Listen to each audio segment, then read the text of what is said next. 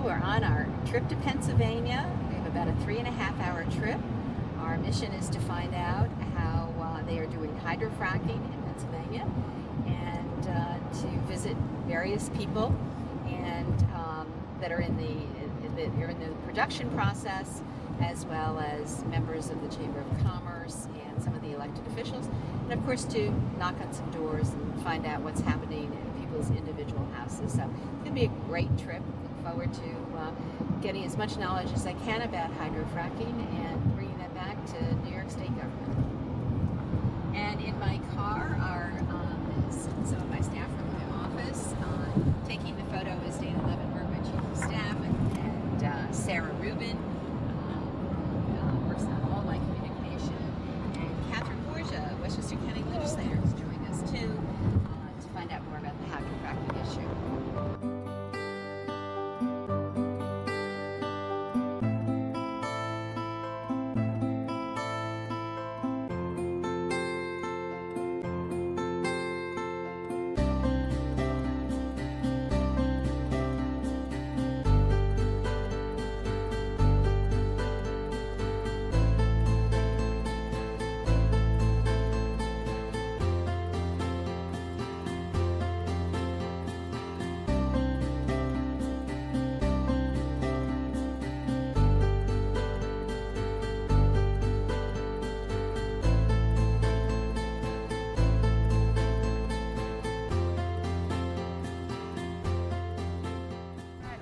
Go in and meet with many of the officials and some of the people from Penn State who've organized this trip, and we're going to see what we can find out about hydrofracking and go from there.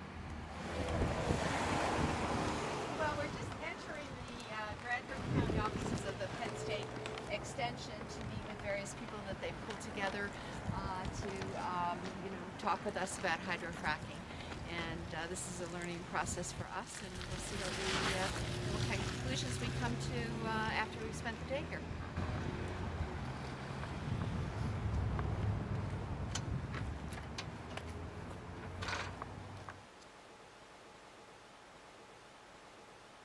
Hi, Mark. Welcome, Very nice Bradford. to meet you. Several companies are very active here. So in that respect, I mean, yes. But one of the things that some of the research has revealed, that because our baseline economy here is relatively small compared to some other areas where we may have larger urban areas and larger vendors and providers, they may be benefiting from some of the economic activity that might escape us here.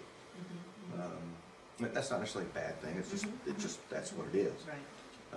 So there are centers of activity that are also drilling centers, but also are commercial centers that are starting to build as well. Williamsport is what comes to mind. But quite frankly, the industry, the drilling for Marcellus Shale got it started in southwestern Pennsylvania, Washington County, down near Pittsburgh, and far into the state. Right.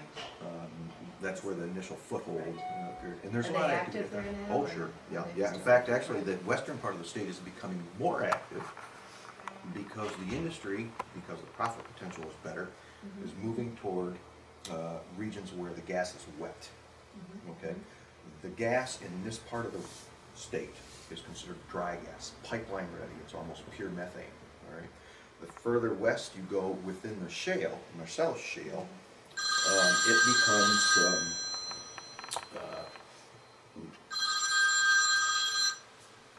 it becomes what's known as a wet gas.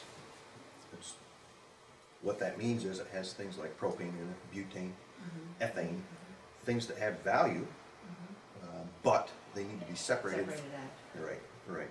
So also oil in some of those locations. So there's a price of natural gas is depressed right now.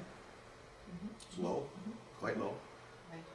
And there's Does more. that mean activity is a little bit lower? They've already, yep, several companies have already made plans to withdraw rigs and resources from dry gas areas and move them towards wet gas areas. Yeah, and we're starting to see that just now, just the start of it. Right.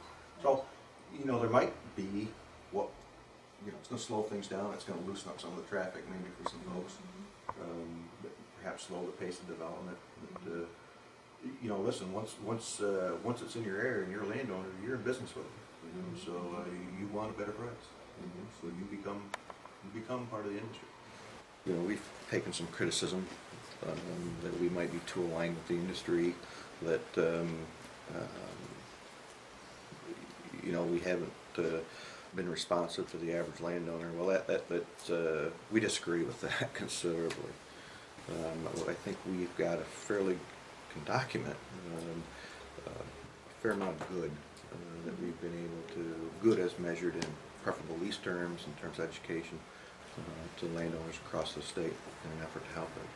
So when the lease guys came in Yep. and started going door to door, starting with the largest Yep. properties, Mhm. going up from that, did people feel just pressure that they had, what was the feeling of the public? Were they excited because they were going to get some money from this? Or did they feel like their neighbor's doing it so they need to do it? Or did they give it, because one of the things that comes out, was there a lot of consideration given by the homeowner, or was it just, a quick salesperson at the door, and it was a quick turnaround, and, they didn't even know, when they got the lease whether they'd use it or not? Yeah, very, very difficult to generalize. Well, as the talk got on, it became obvious that something was afloat, and some people caught wind of that readily and checked up.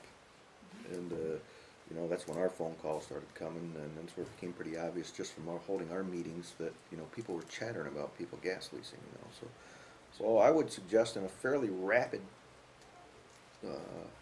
time frame, your knowledge of the situation and what was being sought after increased, and now keep in mind, for years it had been $1 or $2 an acre and hardly ever getting paid. Some people were paid, and so this next thing to come along, they're going to offer 5, and if they're going to pay, that's a big deal, all right?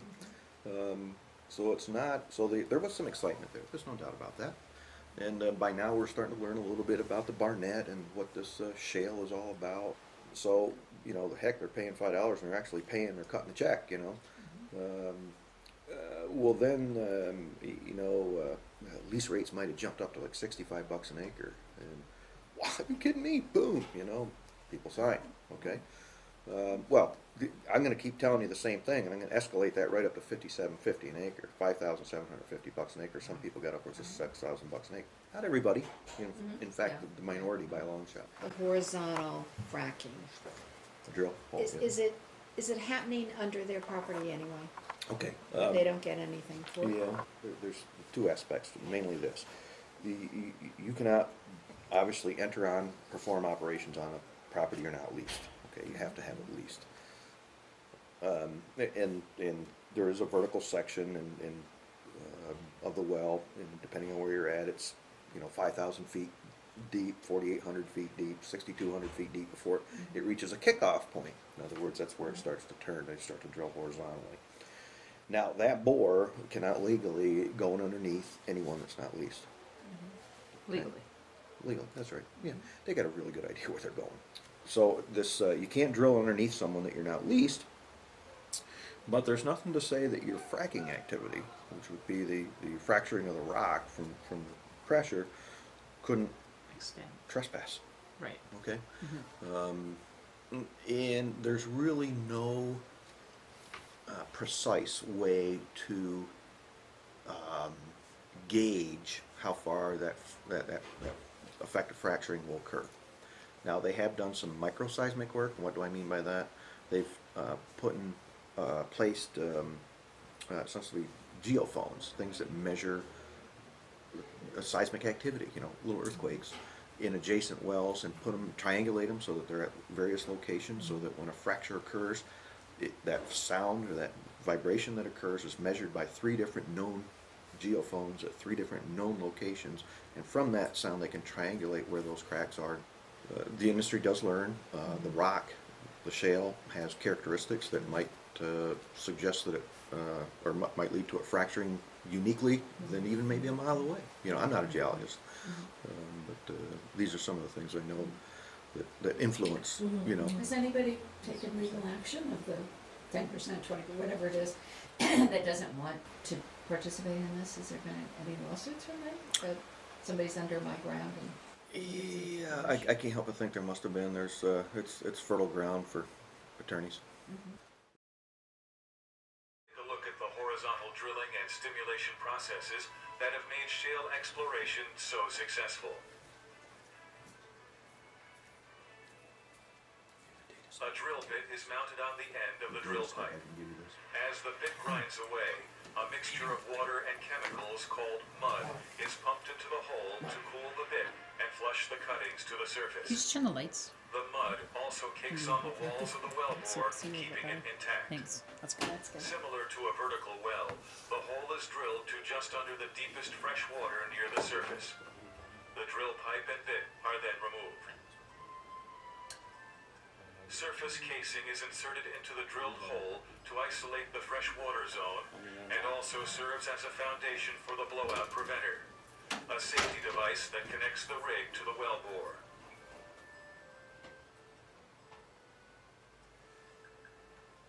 Then, cement is pumped down the casing and out through the opening of the shoe at the bottom of the casing.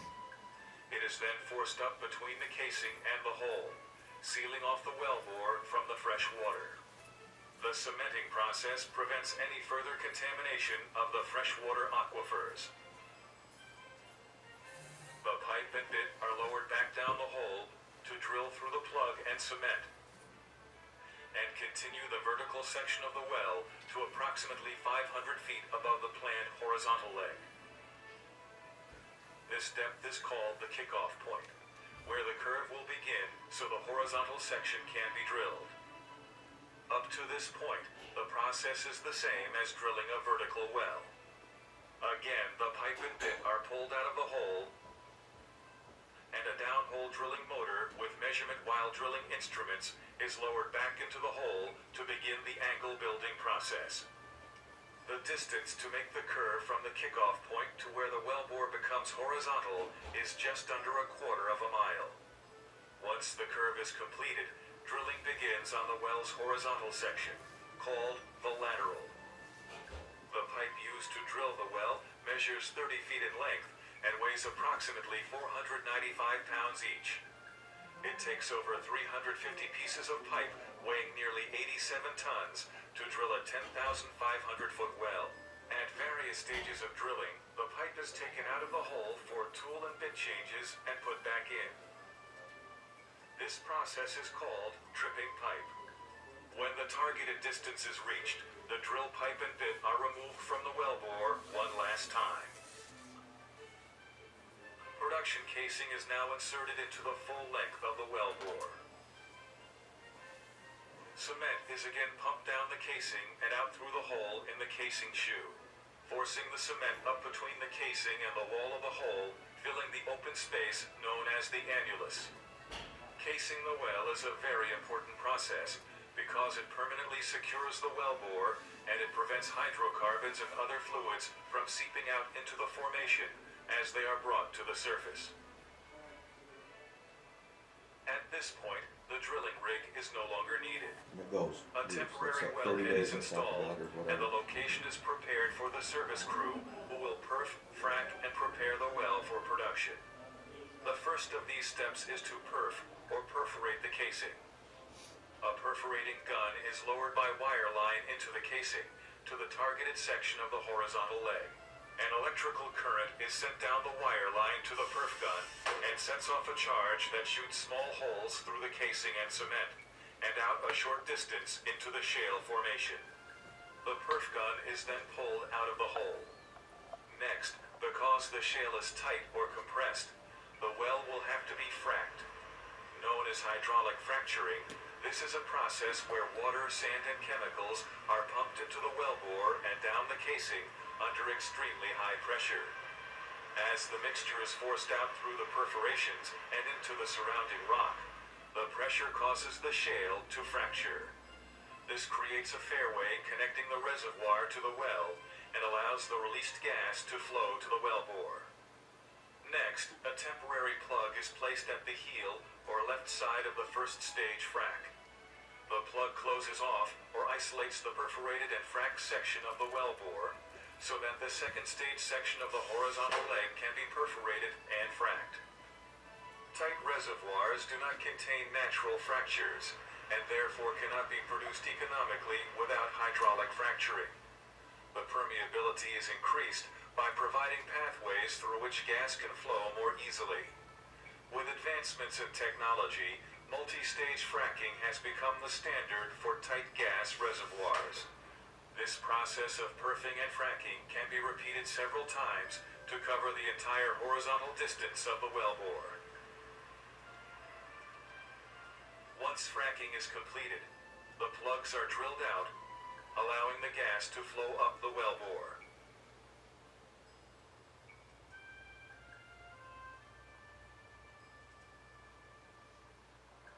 The next step is to install a permanent wellhead, also known as a Christmas tree, and other necessary surface equipment. A pipeline is then built to transport the gas to the pipeline network. As field development expands, additional pipeline infrastructure is built. Thanks to the vision and persistence of those who have perfected these new technologies, shale plays across the U.S. have become an innovative and highly productive source of new energy for our country.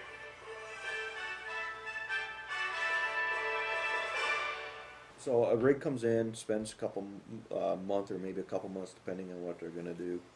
They pull that rig out, it goes on its way, and then oftentimes what they'll bring in is either like a workover rig, or this is a rig that will do downhole work to prepare for fracking, which will occur later. Okay, now keep in mind, every one of these steps I talked to you, they might be in close succession, you know, for some companies, or there might be upwards of months between these sorts of things. And then when it's active, though. When it's actively producing? When it's actively producing, they're actually producing something. Then how long are they there for? You know, once the thing's producing, it just sits there and quietly does its business. You know, a well tender might check on it every day or every other day just to make sure. Is there for 5 years then? Or Oh well, the expectation is several decades. Several decades. Yeah, I see. yeah, 20, 30, 40 years. They really don't know. Oh, they'll be in and out, just checking. Yeah, the well tenders. They Well tenders. Yeah. But basically, like you pumpers, said, it's what they just call 'em. doing its thing. Yeah, it just sits there and does its thing. Have there been any accidents, like explosion kind of things? Or There's been some spills. Actually, one just reading about it in the paper here. Chesapeake had a problem April a year ago or something like that, and they just got fined. They were fracking a well, and it blew out. Okay, there was a lot of water came back to the surface. It wasn't a fire. It was water, salty water. Right. You know. Damn. Yeah. Yeah. Yeah. Salt's really the thing. Right. It's just a Not components of salt. radioactivity? No. No, so. So that spilled off the well site and got into some drainages in a little pond there and stuff like that. But I don't want to suggest it wasn't anything, but it really didn't leave the site. One of the issues, and I think that's one reason why so many of them are placarded now as fresh water or not brine anyway, is because they are creating, and I don't know that you'll necessarily be able to look down in one. There's several in the neighborhood you could probably drive by. Water impoundments, very water dependent industry, and what they do are construct these water ponds, essentially plastic liner ponds, several million gallons of water, and they will fill these with water to use during the fracking process. Do they look a certain way? Are They're they tower kind of things? no, they're not towers. No, they're water impoundments. They're literally a plastic lined pond, almost like a Oh, a landfill. pond. Okay. Yeah, water impoundments is what they're called. And actually, there's And that's for the fresh water, you're saying. yeah, that's where they put the water. But what happened After was it's we had a couple situations where someone was picking up fresh water, and it was actually in a soiled truck, you know, and then that was spilled into their pond impoundment, and that torqued the industry off. How does the flood affect the water, the wastewater that might be in these? What did you call the? Well, you were The calling water impoundments? Yeah. Yeah. As a community member, delightfully, because if you're going to get 10, 12 inches of rain falling in that impoundment, we calculated out to be like 235 truck trips that didn't need to go up and down our roads. It was free water. Is what Oh, it so amounted to. that's good for the fresh water, but don't they? but aren't there place impoundments? But aren't they also putting the wastewater in some of these sorts of things? Wastewater is largely contained in steel tanks. Okay, there are some operators, the way they operate, do have pits where they store their drill cuttings, which is the rock and whatnot that's separated from the drilling mud, which is a manufactured drilling mud, and they've got tools that remove that, and they are pits, and they will take on water. We went by a wastewater treatment plant, Probably really close. PTOW, probably a town. That's a treatment town, so yeah. that has nothing to do with. We have not had any locally constructed wastewater treatment facilities specifically for Marcellus Shale yet in this locale. Yes, in other locations. Yes, there's a couple proposed here, but not in this Is it particular being? location. I thought I read somewhere it was being traveled to Ohio. Some of it's traveled to Ohio to injection wells.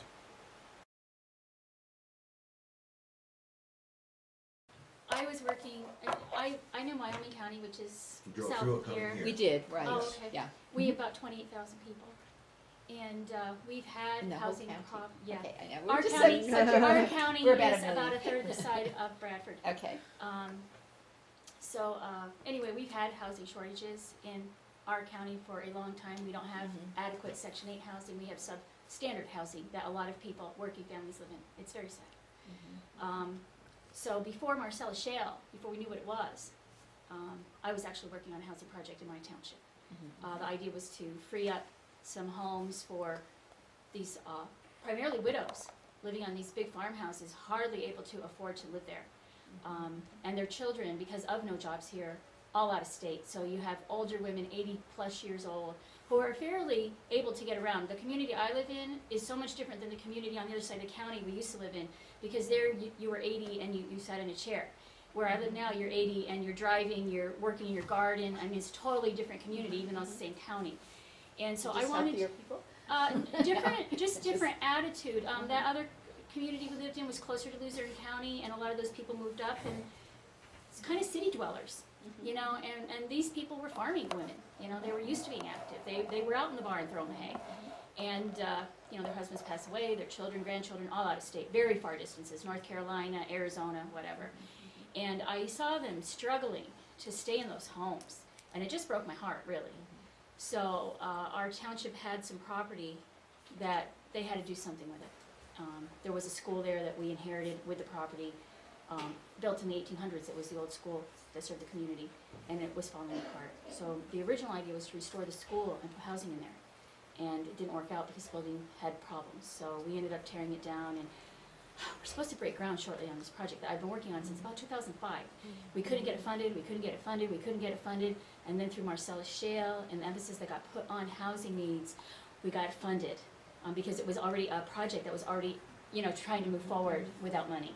So we got it funded, and we're going to break ground shortly, and we're going to free up 20 homes that were older people living in them, and those homes will come up for sale for these younger people with their families who can't find anywhere to live. It's very sad what's going on in our community right now. I get calls regularly from... So how did the shale get into that? Because of the housing shortage, our state addressed the need for housing. All right, if somebody has a lease and then they sell their property, instead of selling the lease necessarily with the property, the person who is leaving takes the lease with them to continue to make money from it. And I think sometimes the title is not actually, you know, with the town clerk's office or title company or whatever else. Down the road is going to be an issue because you can't get copies of the gas leases from the gas companies.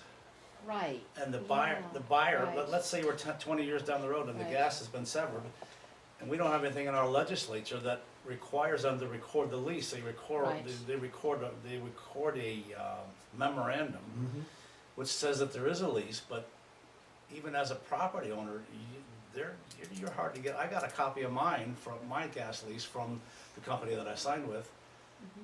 But I don't think I have the original with their signature on it. I have my original signature. That's how And mine the is. courthouse, some courthouses will record a gas lease without original signatures, some won't. You know, is there a greater turnover rate after all this production was going on? Are the values of properties going up, down? Well, I'll speak to that. The value of just land, raw land, if you included the gas rights with it, probably has gone up 4 to 5 times. It used to be selling for 2,000 to 3,000 an acre in our rural county for, say, a 100-acre parcel. Now it's 10,000 to 12,000 if the gas rights go with it. Without the gas rights, it's 5,000 to 6,000. So it's doubled. But that's raw real estate land. Housing is trending up. Our rentals have tripled to quadrupled. They used to be 400 to 500 an acre or a house. Now it's 12 to 2,000 for a single family. Even a mobile home will rent for $1,200 a month. One of the things that I'd heard was that there were people in, I guess maybe in mobile homes, that there were a lot of mobile homes, so there, you know, that might have been where some of the increased enrollment was coming from, and some anger towards I don't people think not that's paying as their big an way. issue. I don't know. Has enrollment gone up? Enrollment has gone up. I don't know about this year, but 2 years ago was when like the real influx of workers was occurring. And I think Wyalusing School District had like a net increase of 60 students, which is significant for a small school district. And the thing that was probably the most problematic for the school district is a lot of those students required special plans. I forget the name of them. They're through GLASS. Individual educational, EIPs or IEPs, yeah. And so the costs associated with developing those plans and coordinating and managing them is really significant. And so that falls upon the school district to bear those costs. That was a very significant change. And so then you're also increasing the attention of more personnel within your school system to address those plans. And we're one of 12 agencies of the Commonwealth of Pennsylvania that are designated as heritage areas. And the idea of the heritage areas program, I think New York has a similar program, but there's some distinctions. We operate under the Pennsylvania Department of Conservation and Natural Resources, and we're one of 3 major regional landscape programs that DCNR runs. One is greenways, so like river corridors and trails and that sort of thing. The other is conservation landscape initiatives, which are looking at scenic landscapes and the preservation of important lands, opening those lands up for public use, that sort of thing. And then the Heritage Areas Program, which is the oldest of the 3. And the idea is to identify an industrial theme. So each one of the heritage areas identifies some industrial history that they connect to. What we have seen, some real major impact insofar as some of those, scenic landscapes and those vistas. PennDOT, Department of Transportation was a partner, and a number of other agencies and entities to restore that overlook, because it's a Works Progress Administration, 1930s is when it was built, and it's really a unique place, and it overlooks a settlement that was from the French Revolution, 1793, French's Island, and right in the middle of that viewshed is a pad, is a well pad, and so now you're having the associated pipelines, connected to that pad. So, that's just one example. The physical forces now that are in play that may lead to water quality impairment, and we're talking about pressure, only dissipates over time. So I mean, from one perspective, you could almost reason that over time the threat would be reduced, quite frankly. Personally, and I think some of the data might suggest this too, there perhaps more risk to our surface water resources, than our groundwater resources. This industry is fairly confident, and I think the data over time is going to bear that out. It certainly has. Fresh water is so limited at this point. Around the world, it's limited supply. Yeah, but not here. The amount of water they're using here relative to other uses that we, as a community, use it is pittance. Has the issue of knowing what the companies are using, come up, like what kind of chemicals? Because I think if New York does this, that, the governor said that he is going to require the companies to identify the chemicals that you're using. I don't know what at the end of the day we would say, we won't let you use these chemicals. And I don't know what would happen. But is there a movement here to, you don't really know what they're using. Our DEP Right. has that information. It's not they do. public information, but the They do. DEP has that information. And Okay. myself, someone who lives 400 feet from 3 wells, and I have a water well, I test my water for TDS every day. I've done that for several years now, and I can tell you I've never seen any significant change in my water. In fact, this past year, because it's been so wet, I've had lowest TDS levels I've ever had. I never saw any kind of disturbance when they were drilling, when they were fracking. I've never had any bubbling, sediment, odor, or color changes. Am I worried about every little chemical over there? No, I'm not. For me, the noise has been very disruptive. We don't have small children. I can't imagine if you had children and you wanted them to study and go to school the next day with no sleep. I don't know how you deal with it. Now, my husband, noise doesn't bother him as much because he works heavy in highway, so he's around noise all the time. But the traffic has really been bothering him on our road, and our road is much quieter. I know the people, because they had been working so intensely in our area from like October through, practically the end of January, the people just in my general area were irritated from the traffic. Because, we have this new beautiful road, but they didn't widen it. Did the town, or there's no local, there's nobody that can say, hey, stop, don't do it here because of. The state issues the permits. The not state lo- issues the not local permits. governments. Right, so you don't really have any local, Not you don't yet. really have local Not control. yet. That's been challenged. There have been some case law established in that regard. Obviously, what the industry would want would be uniform rules across the state. I was surprised. We had the Wyoming County Landowners Group in my county. They signed one of the best leases really in the area for money and for environmental protections. And after they signed their lease, at one point they asked me to come to one of their meetings. I wasn't part of their group. And I went to one of their meetings, and I didn't even know why they wanted me there. I had just read a hearing about cementing standards and water protections, and they saw me and they invited me to come to their meeting. So I went there. I didn't think I had to prepare anything. I had no idea where I was going. And I went, and I was expecting to see a whole bunch of people that, I want to be a millionaire. And I got into that room and found it anything but. These people took all that time with that lease so that they would have environmental protections and safety measures and control of what went on their properties. And I would say that from that point forward, when I think the county started recognizing more what I was doing, I have met more what I call reluctantly leased than I can say that this person seeked it out. When the first person in your township or your county signed that lease because of horizontal drilling, they forced all of us to make some really hard decisions. And I really feel we all did the best we could with the information we had at the time. I really feel that strongly.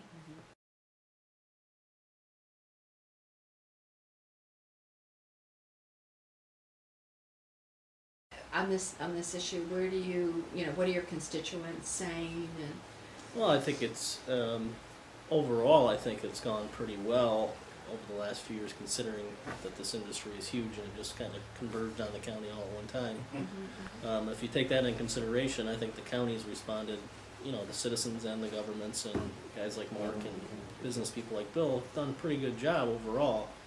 And I think a lot of people they're pretty well used to what's happening. Like Mark said, they've got there's a few people that are very against it, and they're generally attend our commissioners' meetings to voice their concerns on a weekly basis.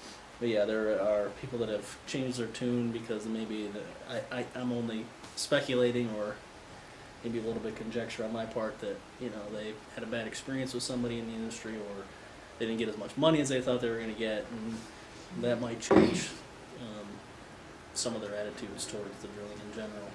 Where are the fees, where's the money from the gas companies going? How's it, any of the profit part of it, besides just the economic boom to the area, what are the pro sides, and then some. Well, what are in the cons county, I sides? mean, we do collect fees off of basically copy machines, which for our register recorder's office is, it could be $700,000 a year because of all the title searchers in the courthouse doing these, making hundreds and hundreds of copies, each of them a day or whatever. I mean, it's a ridiculous amount of copies. But basically, I mean, we've, as a county, those fees have helped us cover some expenses of doing business here now. With we've had to raise salaries. Just recently, we did our dispatchers and our sheriff deputies. We've done other departments last year and the year before that. To retain help. Yeah, retain because- help. Because the gas industry pays more. To retain help. So they have to. We have to be Come on. competitive. We can't Be keep competitive. people in the seats. And other things like increases in dispatching and technology that we have to change, and our but overall our county employees have done a lot more in the last few years than they've ever done. We just we have to utilize some of those revenue streams like the fees that Mark mentioned to try to cover some of those Yeah. costs. I mean, right now we're dealing with our jail population, which has exploded here in the last year, and we're debating how to deal with that because it was just expanded 5 years ago. We run about 25% natural gas related workers come through the jail. We've housed, we just had a prison meeting yesterday. We're around 230 of those people have come through the system in the last few years. So that's sort of our average right now. Would that be true for like parole and probation too, Mark? Well, probation is a whole different story. Probation, we take a lot of cases on from outside of the state, of course, and also we're supervising more people than we ever have because of that. So, yeah, the criminal justice system is definitely seeing its fair share of problems. I think the state police. Why? Yeah, I never would have. Well, it's Just How much because of it's it alcohol related? transient? it's a transient workforce. It's just a lot of people coming into the county. We already had a huge alcohol problem in the county. This has certainly added to that issue. But I think our jail is about 60% alcohol related. Because they're coming in from Elmira and Wilkes-Barre and all, they stay farther out, but when you bring in a significant increase in the workforce, because they're coming from out of the area, they are hard local people, but a lot of them came from out of the area. More people is more crime. I mean, it's a percentage. I can pinpoint the companies that have people in the county jail. And I can pinpoint the companies that are here operating that have never had anybody through the county jail. So the background checks, the kind of work that the companies do up front makes a big difference. Do you communicate with those companies? Does somebody communicate with them and say, look, we're having a lot of Yeah. people in here? And Actually, yesterday I had lunch with a few people from a company, and that was the conversation was.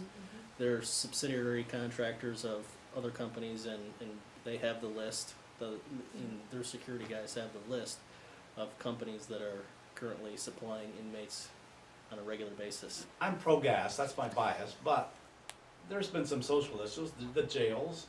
We have some prostitution we didn't have in this county. We have some homeless we didn't have in the county. We have social issues like the family planning that they're getting inundated over there with, because they're hooking up with gas guys, and they don't. There's lots of issues that have been some social issues that have occurred. And this is something that you probably should be aware of. The road situation. The companies have spent, and we did it, that was with one of the commissioners, and they've done $3 to $4 million in fixing roads in this county. Now there's an impact fee. Are these companies gonna be so willing to fix the roads? And when they fix the roads, they did it 1, 2, 3. Let's put the state in charge of fixing the roads. First, they're gonna have to think about it for 6 months, and they're gonna have to engineer it for 10 months, and then they're gonna have to find the money. Location of the well sites was a big issue here. We had just been through a readdressing program in the county, just starting to get it finished actually when the drilling came. And Pennsylvania has no law or requirement for natural gas companies to put an address on a well site. So I mean, there were response time issues getting to people that were hurt because you didn't know where these people were, and they didn't know where they were. The only thing they knew, They didn't know where they were. I'm in Pennsylvania. All right. I have no idea. Where are you? I'm in Bradford County, I think. Right. And those are actual calls. Yeah. I mean, these guys had no clue where they were.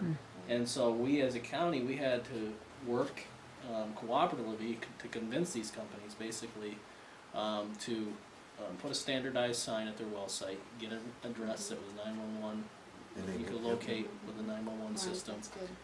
And, you know, it wasn't easy at first because a lot of them didn't want to spend the money. Right. But we got one of the large companies, okay, we'll do it, we'll lead the way. Once they did it, everybody does it. You know, there's no requirement for them to do it, but they do it. They understand it's a safety issue. And I think once the corporate side of some of the larger companies realize, okay, we've got to be able to find our people in an emergency. Right. Okay, we've got to do this.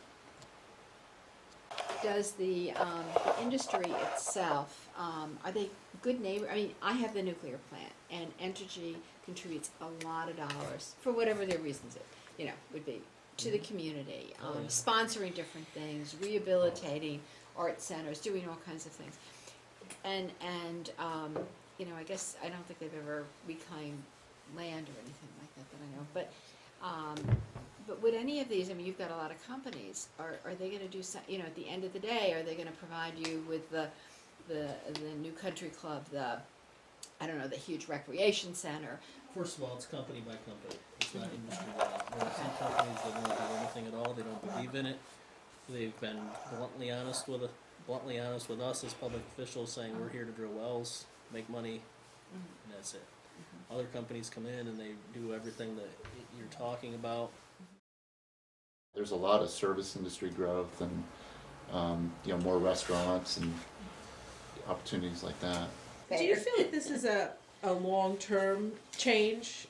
Will the hotels, will the restaurants, will they be able to sustain? Because it seems like right now there's sort of a boom in terms of workers, et cetera, being poured in. And what we've learned from other locations is as this development evolves over time, there is a period up front during the drilling phase where you would expect near capacity on your hotels, where you would expect things to be stressed. But at some point in time, as this evolves into more of the production phase, when that becomes and when that transition occurs, don't know.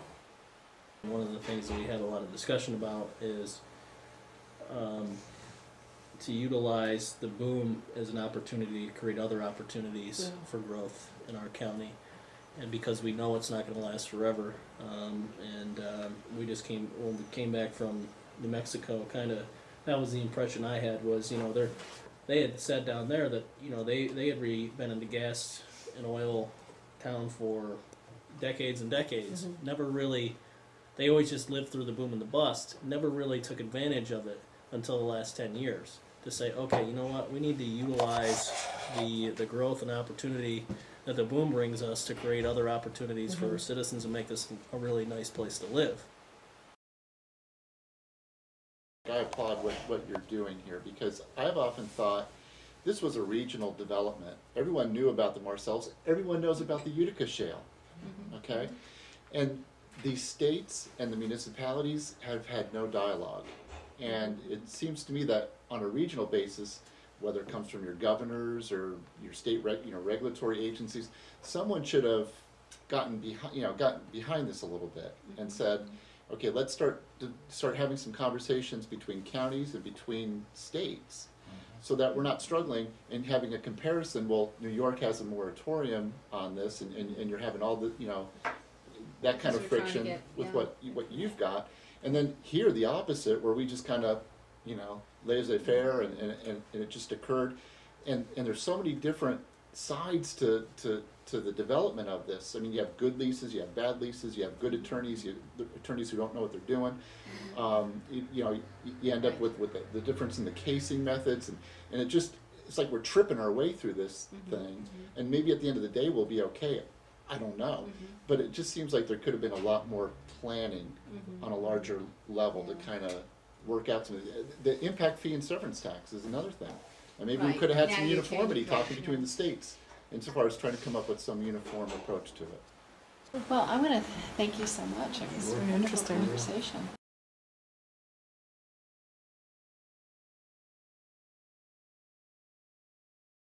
Had you heard anybody else having problems, or neighbors, or? I was the first one that had any health issues, but most people in this area don't drink the water like straight. They'll boil it and cook with it or shower in it because it's got sulfur content and some iron in it. So our water had a titch bit of a smell.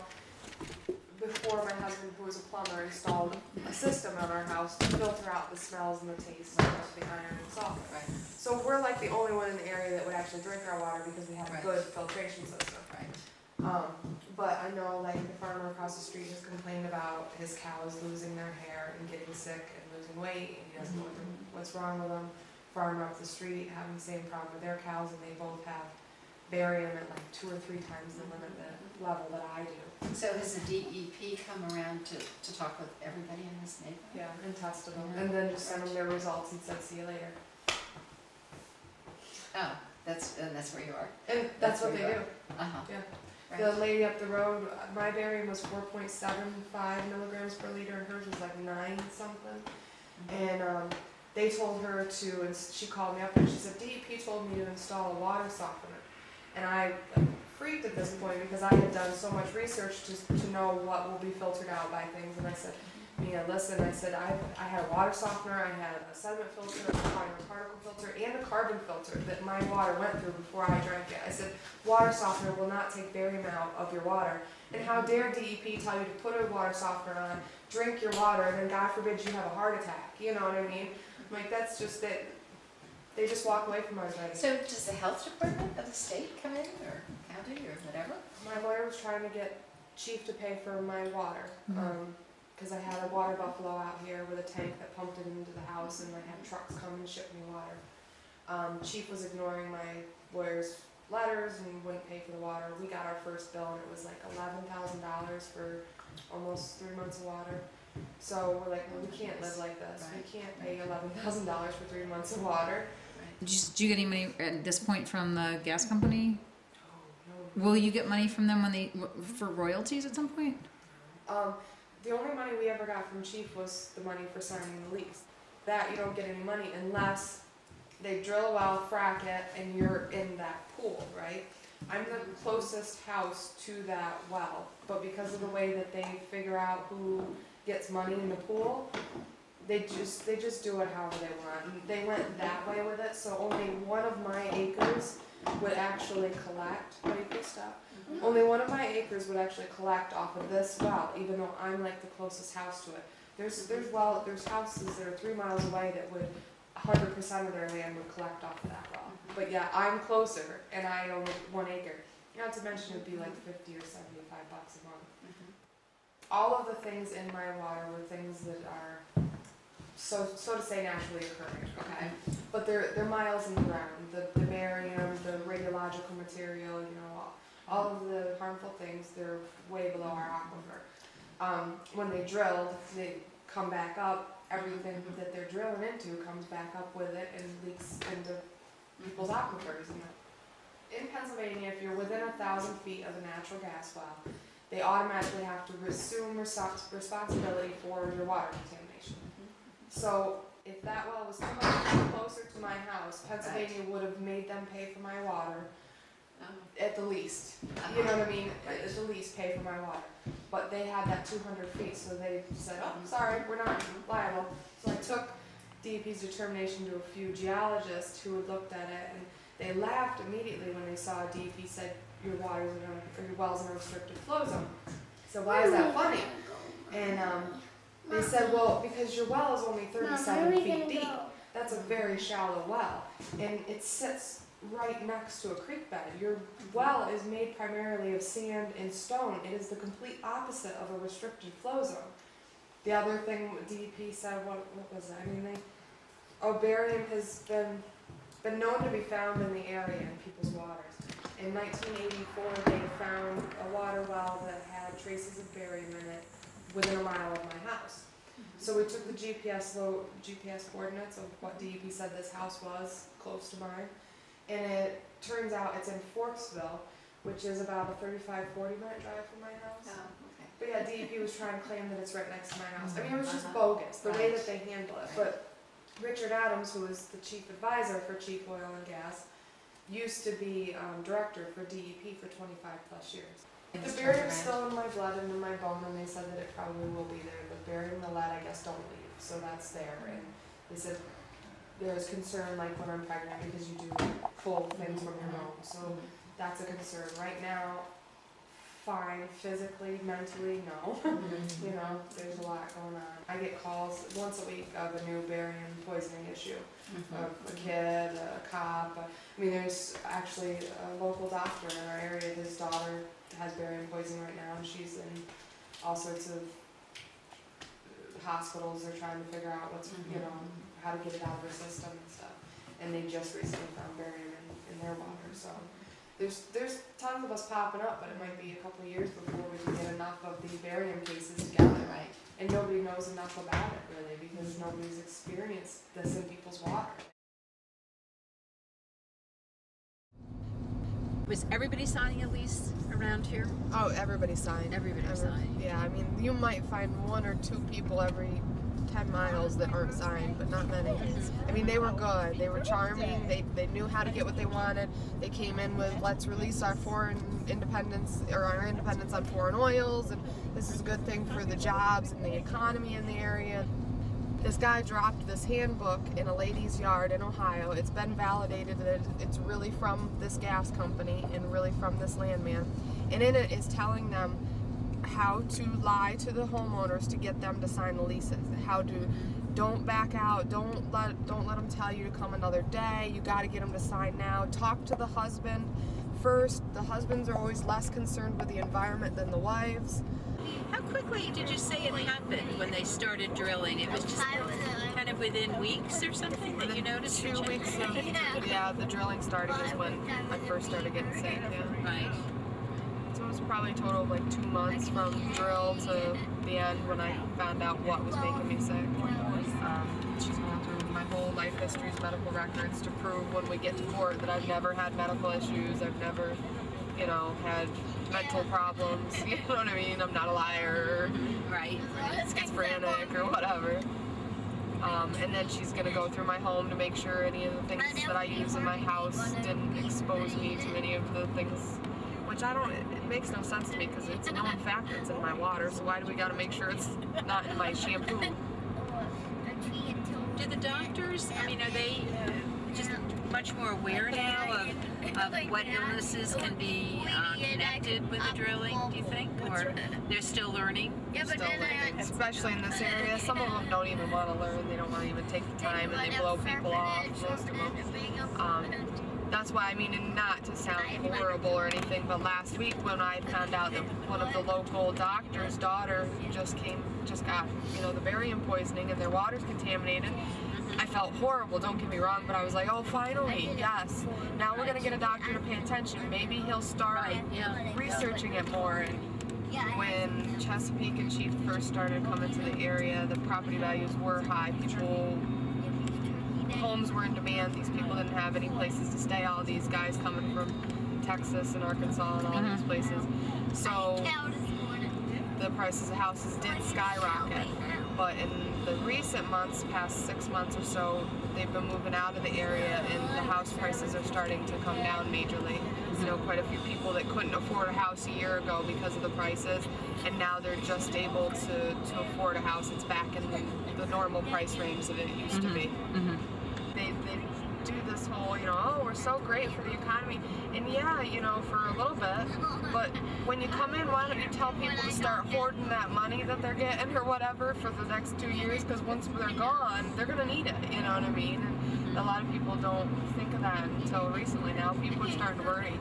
If you go to a local, like, bar or something, the past couple weeks, you'll find it lined up with truck drivers complaining about how now they don't have any work because Chesapeake's moved out of the area and they're gone, and but when they first came, oh, we're gonna be here a good 30 years. Nobody has to worry. If you have like local jobs and you don't want to quit because you're afraid you won't have a job if we move out, oh nonsense. Come work for us, we'll be in this area 30 years. And now people are losing their jobs that started these jobs 2 years ago. You know, they lie about everything. It's just amazing how much they can get away with. It really is. Right. And then if you add that to the issue of the loans and what did you say, the homeowners can't, they might have a lien on their home and so on that they don't even know about? Exactly. The newspaper printed an article this summer about all these people that had liens on their homes that didn't know that they did, and they couldn't get bank loans, and the bankers were telling them, go get a lawyer because there's nothing we can do for you. There's a lien on your property and you signed a lease, and in the lease you stated that they could do that. So the bottom line, you never would have signed one again. No, 75% of the people in the area would say they'd never do it again. They're keeping track of how many vehicle deaths we've had related to water trucks, how many rapes that we've had, how many assaults, shootings, stabbings, things that we've never had in past years that now, you know, is a major issue in our area. I know they are keeping track of it there. You've been just great. It's really, it's been a marvelous opportunity for us to learn about what's going on here in Pennsylvania. I'm glad. You're part of it.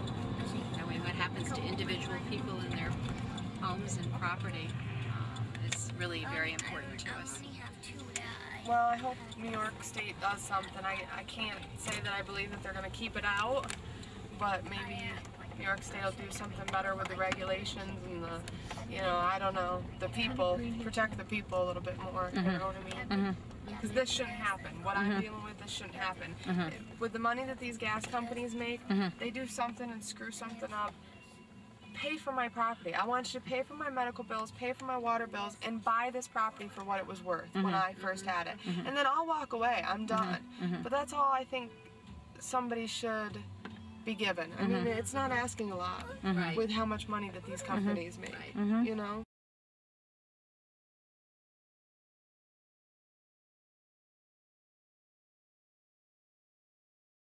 So what are you doing? What are you studying? Well, I'm looking at the health impacts of natural gas operations on, you know, how it's impacting people. And part of my work has to do with helping healthcare professionals know what to do when, you know, they're kind of faced with a situation where they think somebody's symptoms may be related. The field of medical toxicology is really complicated, complex, multi-layered, and there's kind of many variables in it. And so part of what I'm trying to do is to piece out some of that and kind of solve some of the puzzles and make it more, you know, mainstream and come up with like algorithms and protocols so that we're all following the same, you know, clinical kind of standards of care. So you're reviewing Crystal's case and others too. Yes. Right. And Yes. see if the commonality of it. The commonality, but also, you know, what happens is that a lot of healthcare professionals that are, you know, especially like, I mean, not even just in rural areas, even in kind of very specialized areas, they might not necessarily know exactly kind of what to order or how to interpret results, you know, that they get. And part of what I want to do is to kind of do some of that legwork for them and to share that with them, you know, so that they would know what to do sooner and how to help their patients. You know, Has this not happened in other states? Have they not done studies at all, health studies? Are you finding any of this? The short answer is no. 35 states, 33 to 37 states that have done this, none of them have, you know, really ever done any studies. The one you know, beacon of light was in Colorado, where the Colorado Department of Public Health, Colorado School of Public Health did a health impact study, a 7-year health impact study, and they finished the phase 1. They introduced it to people. They were really trying to kind of garner a lot of conversation between the community, the industry, the county health. But the second phase of their study was axed, so they never managed to kind of like carry their project through and finish it. The most recent one was a study that came out of New York, actually. It was the Bamberger-Oswald study, where they looked at human health and animal health. And they had 24 cases where they could show that essentially kind of animal health was impacted by drinking water that was contaminated by wastewater, a kind of flow back. And that's also one of the kind of most recent studies that have been, very, very helpful in terms of essentially kind of showing us the next step. But, this is one of those things where you need kind of collaboration of different sectors of society, public health, and sector, the Department of Environmental Protection, needs to be helping out on this. The regulatory agencies, like EPA and ATSDR, and they've actually been very helpful in terms of trying to kind of really reach out to people who need help. And if anybody has problems, they should really kind of call the tip lines, and solicit their help, because the more this is all documented, the more it can be kind of tracked and, hopefully work towards a registry of some sort. Right. And maybe resolve the problem so we don't have them in the first place. And maybe resolve the problem, which, of course, there's a really easy way of resolving the problem, which is not even have the process in the first place. Right. Okay, do it. Do it again. Well, thank you. Thank you so very much. I had a very interesting day in Pennsylvania, hearing from a lot of different people on the issues of hydrofracking here in Bradford County. And, as we leave, we know that we'll go back home and review all of the information that we've gathered. We're willing to share that, obviously, with anybody who's watching this program. And I would encourage you to call me at 914-941-1111 with your thoughts on hydrofracking. And after listening to this, if you feel that we should go forward with this in New York State, if we do, are there parameters, or should we decide that this is something that we don't want in New York State? So I look forward to continuing our conversation and dialogue on this very important issue of hydrofracking. Thanks so much.